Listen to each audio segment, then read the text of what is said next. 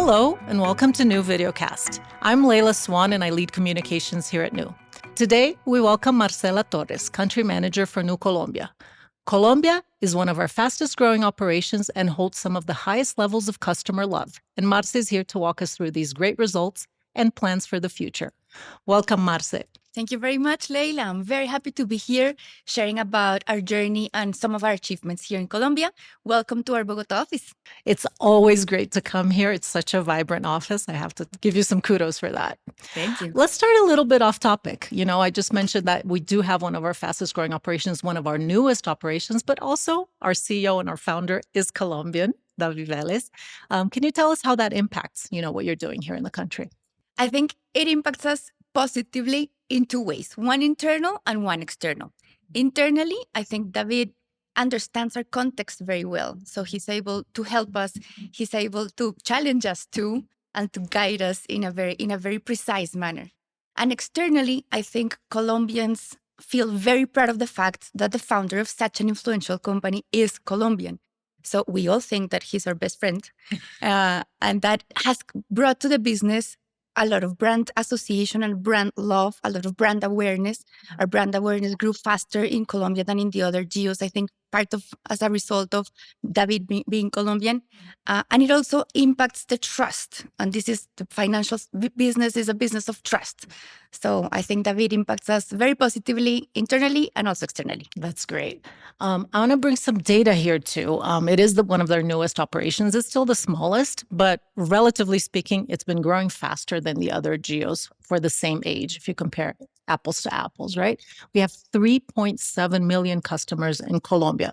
I know that sounds little compared to our operations elsewhere, but it's actually a quite impressive number. It's 1 in every 10 adult Colombians. Can you tell us how we got here? Exactly. It's a big number for Colombia, 10% of adults, which is a great achievement. Also, we have the other 90% to get to. So there's a lot to be done. And just for context, all of our operations, Brazil, Mexico, and Colombia, reached their 3 million customer mark on year 4, including Colombia. We're in our 4th year of operation by the time that we release this videocast. But the feat is that Colombia's population is 1/4 of the population of Brazil and 40% of the population of Mexico. So that effectively means that Mexico is growing faster than Brazil, and then Colombia is growing faster than both Mexico and Brazil. Mm-hmm. So why? I think I can give you many reasons. The first one, I would say, we have a fantastic team. But all of the teams in Nu are fantastic. So I offer 2 more. One is that we have the benefit of learning from Brazil and Mexico. We can learn from their mistakes. We can also adopt their best practices.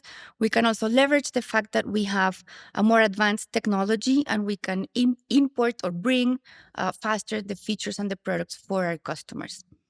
And the third one is that our offering has been very well received in this market. Similar to Brazil and Mexico, this is a very concentrated financial sector.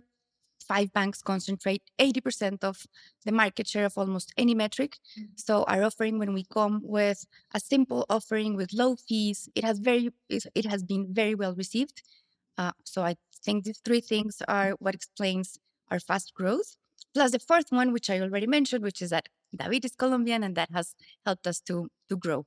So Marce, we have a global audience for Videocast, and they might not be super aware of the details of how the financial system operates in Colombia. Could you tell us a little bit more about this interest rate cap and the impact it has on customers? Sure. I think our financial sector has a lot of similarities to Brazil and Mexico in the sense that it's a very concentrated market. Mm-hmm. 5 banks, as I mentioned, concentrate 80% of market share of almost any metric.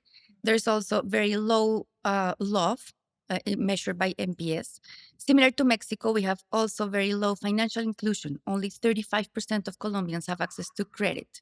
So that's similar. Mm-hmm. What's different from the other markets is, 1, Colombia has an interest rate cap, which means that financial institutions cannot charge more than a certain threshold. That threshold right now is very low at around 25%.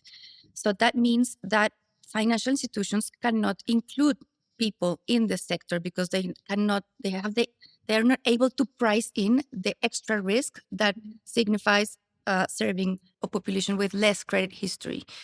So it's a well-intended policy, but one that is effectively excluding those that they were intending to protect. That's one difference. And the other difference from the other markets is the payments concentration. Here in Colombia, two players concentrate in closed loops 97% of the payments market share. So it's the closed loops. People are there. There's not necessarily freedom or democratization of payments. So that's something that we are addressing from a public policy perspective. And I think what makes Nu unique in this market is, well, several things. But one, I would call out that we have won the award to the best customer service in the country for 2 years out of our 4 years of history. We also have very high NPS, even higher than the other countries as well. Also, our app is super intuitive. Something that's less visible to customers, which is our app experience and our stability and security, are two things that are unique for Nu, given that we have the benefit of serving 120 million customers and we're bringing those capabilities to Colombia. So I think those are the similarities, the differences, and also some of the things that makes us unique here in the market. Got it. What happens to these customers who are excluded from the credit market, because of this cap? What's the situation that they face?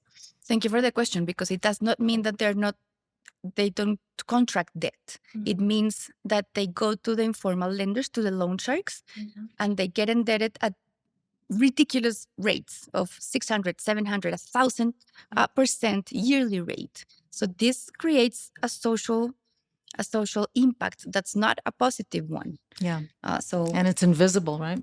It's invisible. It's invisible because there's no regulation there. Yeah. So we're capping here in the formal sector, but we're pushing most of the people, 65% of the people, we're pushing them to the informal lenders. That's so interesting because it's a policy meant to protect the population from these horrible rates, and people get pushed into that instead of letting the market price competitively according to the risk factors, right? Exactly. And that's part of our public policy work in the country.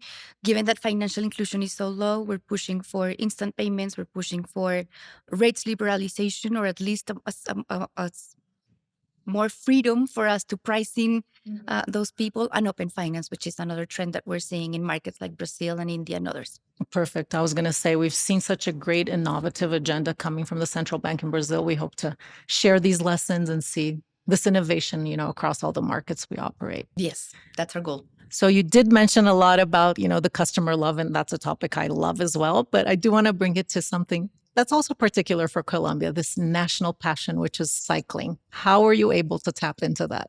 We decided to sponsor a cycling team since January of 2024.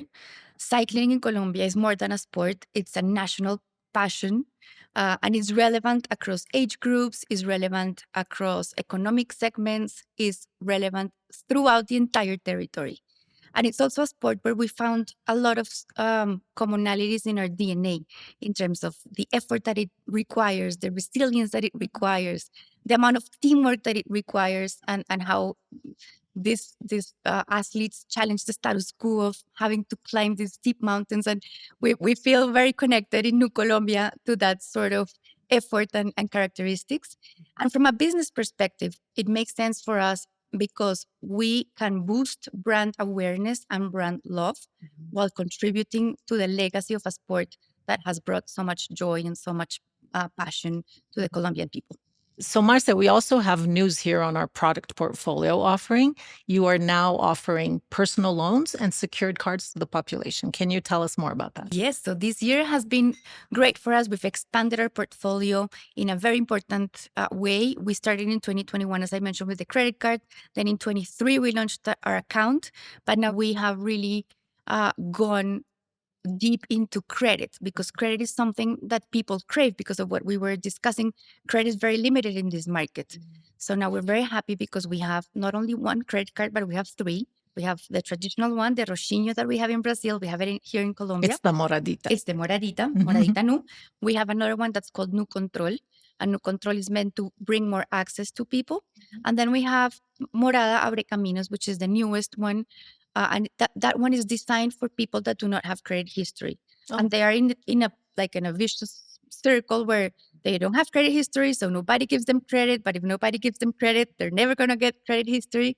So it's specifically designed for that population. It has a gamified mission experience so people can learn about how to use the product and credit responsibly. Mhm. So that's on the credit card side. So the From gamification is a bit like financial education as well. financial education, exactly. Great. Mhm. Exactly. So we can teach people how to use a credit card so they can create good reports to the credit bureaus, and then they start creating good financial history so they can then access other types of lines of credit. Or even graduate to other products that we have. Or even graduate to one of the other versions of the credit card that we have, correct.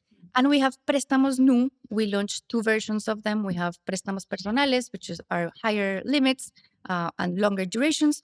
And we have small amount loans, more targeted to unforeseen situations, emergencies. It's a shorter duration loan, lower amounts. But we're very happy to have 5 options now to give credit to Colombians. And then on the savings side, we have our cuenta that we talked about a little bit. It has been a tremendous story. We became, in only a year after launching the product, we became one of the 5 largest deposit bases in the country, competing with institutions that have been around for decades or even centuries. That's impressive. It is impressive.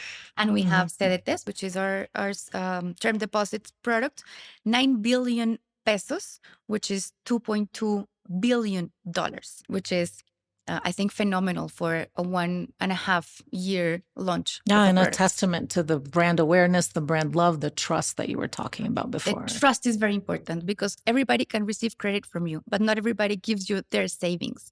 And we've been able to build that trust and gather some of those deposits of the customers, and we feel very honored of that responsibility that they are giving us. You know, I wanted to dive a little bit deeper on how to design products specifically for Colombia, right? One of the great things we did with Moradita is offer a no-fee credit card. But our new control card does have a fee, and it's related to the interest rate cap that you were telling us a little bit about. Can you explain how we arrived at that decision and how are you seeing the results? Yes. So we launched our Moradita. Moradita is the fastest growing card in the country. The thing with Moradita is that with it, we're able to approve only 15% of people that apply to us because of the interest rate cap. And we're not happy with that because in Mexico, we can accept 40%, and in Brazil, it's more than 50%. So not happy with it. We had to innovate given the characteristics that are intrinsic to this market. And we designed together with the global teams a new card called Nu Control. And Nu Control has a small fee. So it's different in the market in the sense that the fee is much, much lower. It's 30% of the market average. But with that small fee, we're able to already include not only 15% of people, but go up to 40% of people. So we're very happy about it. We launched it in pilot mode a year ago, but now we announced it this age as a permanent product of our portfolio. So, Marce, one of the things we've also been tracking very closely is the launch of a national instant payment system here in Colombia called Bre-B. Can you tell us how it's impacting our business? Yes, we're very happy about the launch of Bre-B. Bre-B is our national instant payment system. We've been working on this for years. We've been trying to influence the government to adopt some of the good practices that we've seen in PIX in Brazil. So we feel proud to have influenced the creation of this system that it's finally live. And Bre-B is going to impact the competitive landscape. As I mentioned, 90% of the payment system is now concentrated in 2 players. So Bre-B brings the opportunity to reduce the concentration and improve level the playing field in that regard. And it also is going to help people, not only because they can be now free to transact wherever they want, but also because, as we saw in Brazil with PIX, Bre-B is going to create massive amount of data, and that data can be used by us as a digital institution, but anybody could use that data to improve underwriting models so we can give credit to people. And credit, as I mentioned, is something that's limited in this country. So the whole system is going to impact not only our ability to compete, it's going to impact people, and it's going to impact the whole country. So, Marce, we talked a lot about like the benefits of having platformization and having all the learnings from Brazil and Mexico pour into Colombia to help accelerate the business here. But I also want you to tell us and tell our audience too about what it is that Colombia is exporting for Nubank. You know, how are you helping the global business as well? Well, I hope they feel the same way. But I would say 3 things. One is collaboration. I think Colombia has established a new fire on collaboration.